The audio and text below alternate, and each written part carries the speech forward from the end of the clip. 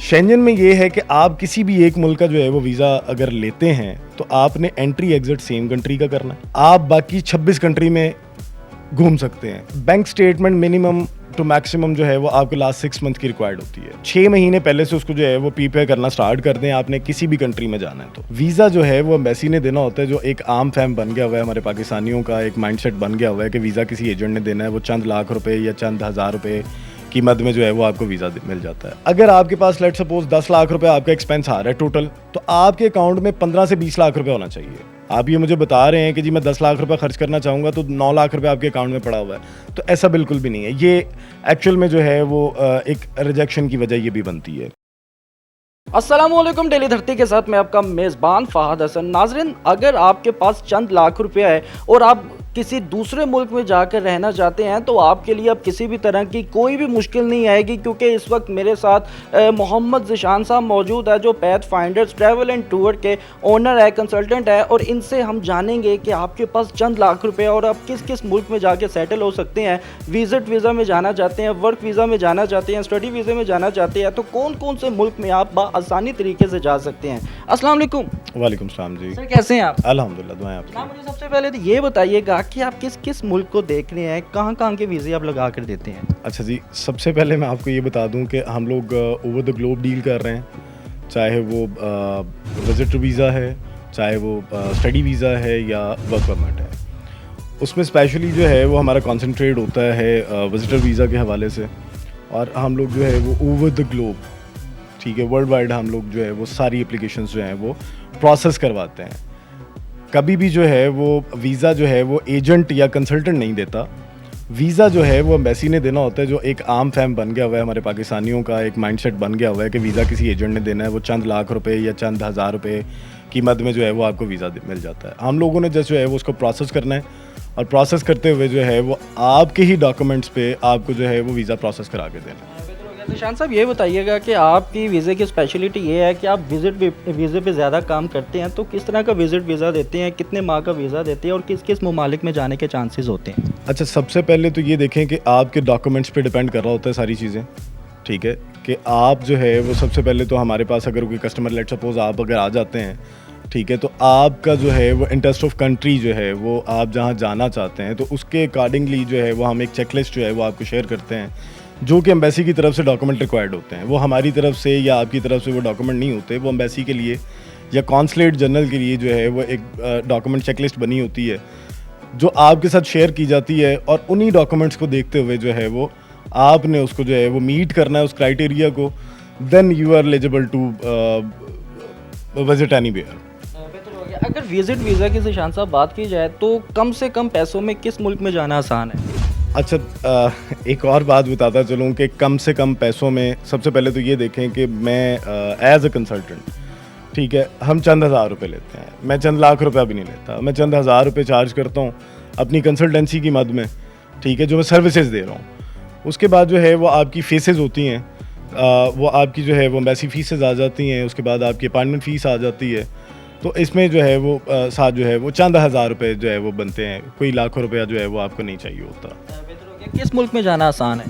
तो सबसे पहले तो देखें, अगर शेंजन कंट्री को ले जाए, ठीक है, शेंजन में जो है वो सबसे पहले ये देखें कि शेंजन कंट्रीज़ जो हैं वो एक्चुअल में है क्या, शेंजन कहते किसको हैं। यूरोपीय यूनियन का एक जो है वो 27 कंट्रीज़ का एक, जैसे आपने एक सुना होगा इस्लामिक ब्लॉक के जी, आप जो है वो तुर्कमेनिस्तान, ताजिकिस्तान और ये आज़रबाईजान वगैरह जो है वो एक मिल के जो है वो एक इस्लामिक ब्लॉक बना रहे हैं। लेकिन उसी चीज़ को देखते हुए जो है वो यूरोपीय यूनियन ने जो है वो उस पर एक 27 कंट्रीज़ को जो है वो एक बाउंड बनाया उसका, और उसको कहते हैं शेंजन। शेंजन में ये है कि आप किसी भी एक मुल्क का जो है वो वीज़ा अगर लेते हैं तो आपने एंट्री एग्जिट सेम कंट्री का करना है। आप बाकी 26 कंट्री में घूम सकते हैं जो आपका ड्यूरेशन ऑफ स्टे है, चाहे वो आपका 1 महीने का है, चाहे वो आपका 6 मंथ्स का है, चाहे वो आपका 1 ईयर मल्टीपल एंट्री है। ये चीज़ें हैं। वैसे शान साहब, यही बताइएगा कि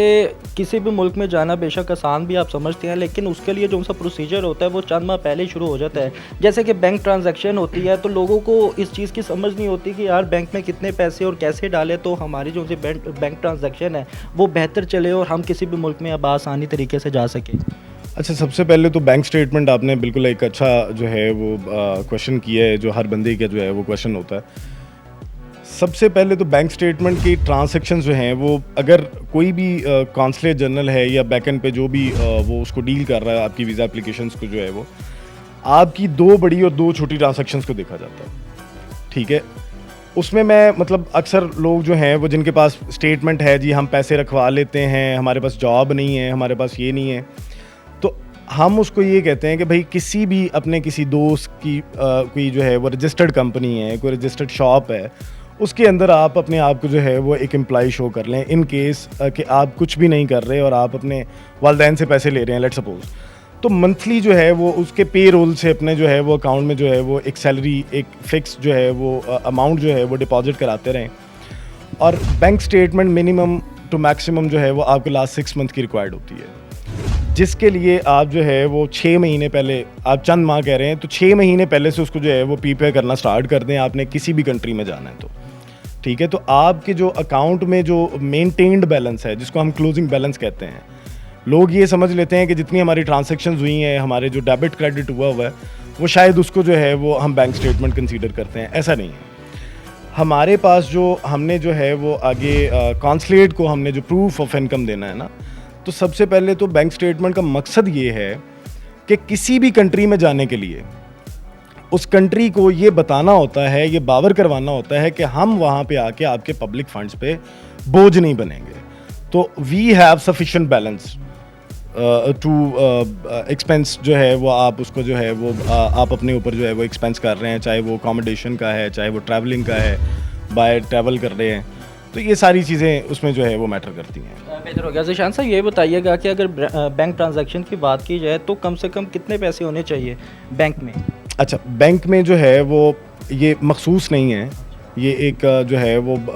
कभी भी जो है वो आप इसको नहीं कह सकते। सबसे पहले तो ये एक चीज़ देखें कि आपके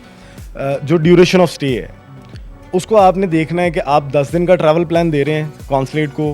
एम्बेसी को, आप 15 दिन का ट्रैवल प्लान दे रहे हैं या 20 दिन का ट्रैवल प्लान दे रहे हैं। तो उसमें आपने जो है वो अपना एक उसको ब्रेक डाउन कर लेना है अमाउंट को, कि मेरा टिकट के ये पैसे हैं, मेरे ड्यूरेशन ऑफ स्टे के, होटलिंग के ये पैसे हैं, मेरे ट्रांसपोर्टेशन के ये पैसे हैं, या मेरी कोई एक्स्ट्रा एक्टिविटीज़ हैं वहाँ पे,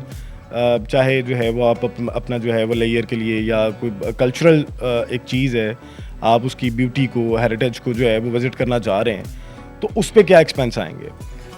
अगर आपके पास लेट सपोज 10 लाख रुपए आपका एक्सपेंस आ रहा है टोटल, तो आपके अकाउंट में 15 से 20 लाख रुपए होना चाहिए,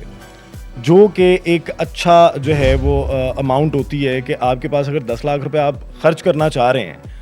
आप ये मुझे बता रहे हैं कि जी मैं 10 लाख रुपए खर्च करना चाहूँगा, तो 9 लाख रुपए आपके अकाउंट में पड़ा हुआ है, तो ऐसा बिल्कुल भी नहीं है। ये एक्चुअल में जो है वो एक रिजेक्शन की वजह ये भी बनती है। कुछ पैसे जो हैं वो आपके पास जो है वो आपके बजट के मुताबिक जो है वो जो आपने बताया हुआ है उसके लिहाज से जो है वो 4 लाख, 5 लाख, 10 लाख रुपए आपके अकाउंट में जो है वो ऊपर होना चाहिए। ज़ीशान साहब यही बताइएगा कि अगर बैंक स्टेटमेंट की बात की जाए तो इस एक बैंक स्टेटमेंट से आप वर्क जो वीज़ा होता है, इसके अलावा आपके पास जो स्टडी वीज़ा होता है, उसके बाद आप वहाँ पर वर्क वीज़ा होता है, ये तीनों किस्म के वीज़े एक ही बैंक स्टेटमेंट से आपको मिल जाते हैं, यहाँ पे कैटेगरीज होती हैं इनकी अलग? नहीं, इसमें देखें कि जब अगर तो सबसे पहले वर्क परमिट की बात कर ली जाए तो वर्क परमिट में आपको जो है वो बैंक स्टेटमेंट की ज़रूरत नहीं होती, सबसे पहले तो ये चीज़ है। दूसरी चीज़, अगर आप स्टडी की बात करें तो अगर आप जा रहे हैं ग्रेजुएशन के लिए, ठीक है, बैचलर्स के लिए जा रहे हैं, तो उसमें आपकी स्टेटमेंट देखें कि आप तो पहले ही स्टूडेंट हैं। जो बेसिक जो रीज़न आता है रिजेक्शन का, कि आपने अपने अकाउंट में जो है वो पैसे डलवा दिए हैं और 28 दिन लगते हैं उसको मैच्योर होने में, कि जी आपकी बैंक स्टेटमेंट मैच्योर होगी, अब आप जो है वो उसको केस को सबमिट करते हैं, तो आप तो पहले ही स्टूडेंट हैं, आपके पास कैसे पैसे आ गए? 50 लाख रुपए या 60 लाख रुपए आपने कहाँ से अर्न कर लिया?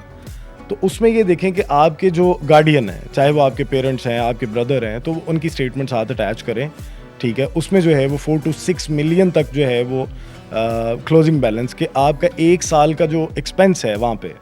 ड्यूरेशन ऑफ स्टे जो 1 साल का है उसको मीट करना जो है वो पाबंदी है उस पर, मतलब जो है पाबंद होता है इंसान कि आपने 1 साल का एक्सपेंस कम से कम आप जो है वो शो करवाएं अपनी स्टेटमेंट में।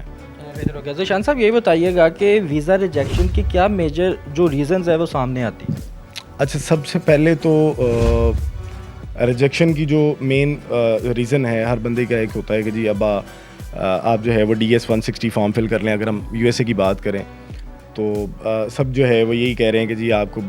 باقی ڈاکومنٹس نہیں چاہیے ہوتے, ہم جو ہے وہ ایک DS-160 فارم فل کرتے ہیں تو اس کو جو ہے وہ اسی بیہاف پہ جو ہے وہ آپ کی اپلیکیشن پروسیڈ کر لی جاتی ہے. لیکن لاسٹ پہ ایک آپ کو کویشچن پوچھتا ہے کہ are you assisted with this application, ٹھیک ہے, تو آپ اس پہ کر دیتے ہیں نو. لیکن آپ نے اپنا کیس ریڈی کروایا ہے کنسلٹنٹ سے,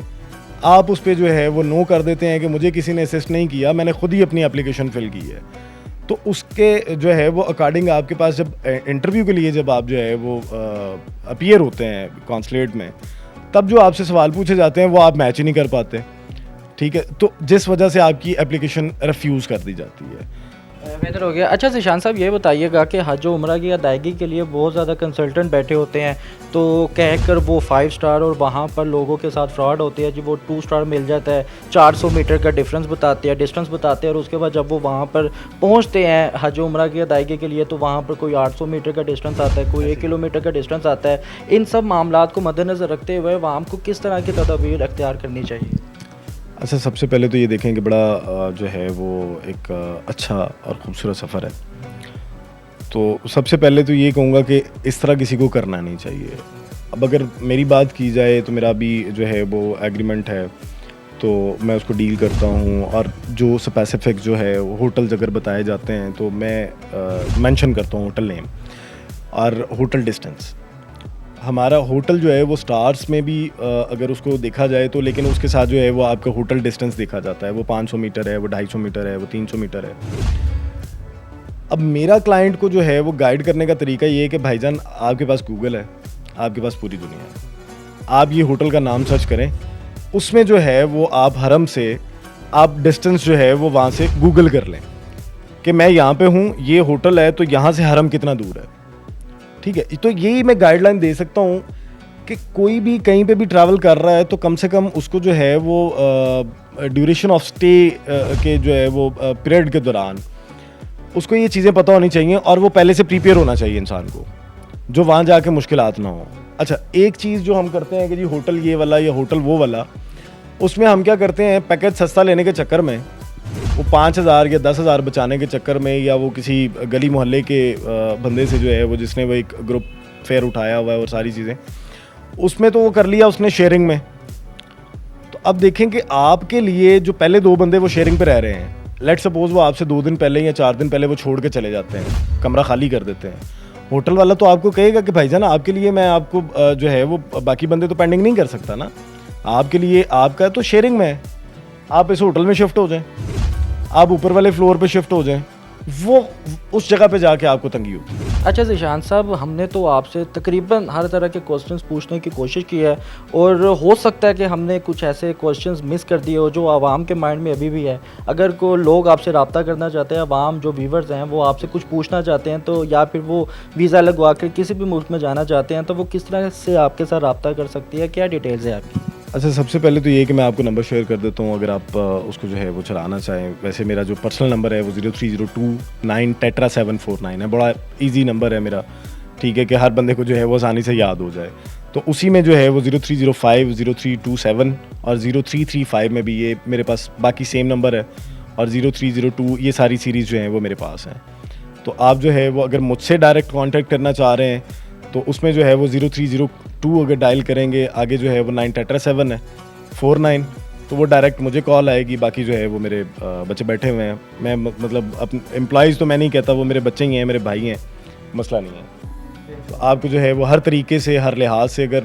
10,000 سوال بھی پوچھیں گے تو میں جواب دوں, کیونکہ میں نے اپنی کنسلٹنسی چارج کرنی ہے, اپنے رزق کو حق حلال بنانا ہے میں نے. بہتر ہو گیا. ناظرین, محمد ذیشان صاحب میرے ساتھ موجود تھے جو بڑے مشہور کنسلٹنٹ ہیں, اور اگر آپ کے مائنڈ میں کسی بھی طرح کا کوسچنز ہے تو نیچے اسکرین پر آپ ان کے ڈیٹیلز دیکھ سکتے ہیں, ان کا ایڈریس دیکھ سکتے ہیں,